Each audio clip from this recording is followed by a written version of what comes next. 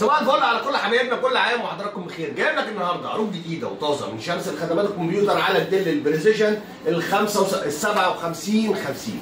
الديل البريسيشن ال 57 50 مع عرض تاني في الديل البريسيشن ال 350. عروض كتير من شمس الخدمات الكمبيوتر. خليك معايا. اول عرض معانا في الديل البريسيشن ال 57 50. خليك معايا.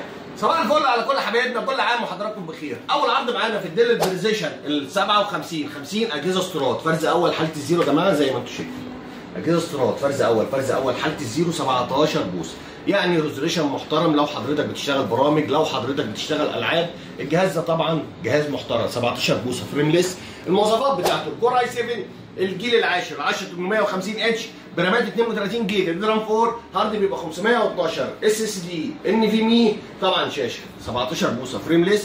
الجهاز بينزل فيه كارتين شاشه، كارت شاشه انتل وكارت شاشه انفيديا. الانفيديا تي 2000 بيبقى 4 جيجا وبيعلى مع الرامات. شاشه 17. طبعا الكيبورد مضيئه. طبعا كل المخارج اللي حضرتك عايزها. اجهزه الترا سليم 17 بوصه. الجهاز عرض حصري ولمده اسبوع واحد بس يا جماعه 25000 ونص لفتره محدوده. سعر لمده اسبوع واحد 25000 ونص لفتره محدوده. خليك معايا في العرض الجبار في الديل البريسيشن ال 350. خليك معايا.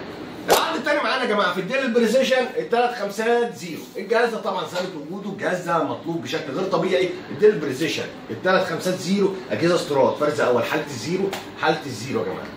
برضه الكور اي 7 الجيل العاشر 10850 اتش برامات 32 جيجا دي رام 4 هارد بيبقى 512 ان في مي. شاشه 15 و6 فريم ليس. طبعا الشاشه فول اتش دي. الكيبورد مضيئه. اجهزه حاله الزيرو زي ما انتم شايفين كده يا جماعه. ديل بريسيشن مش محتاج كلام كتير لل 350.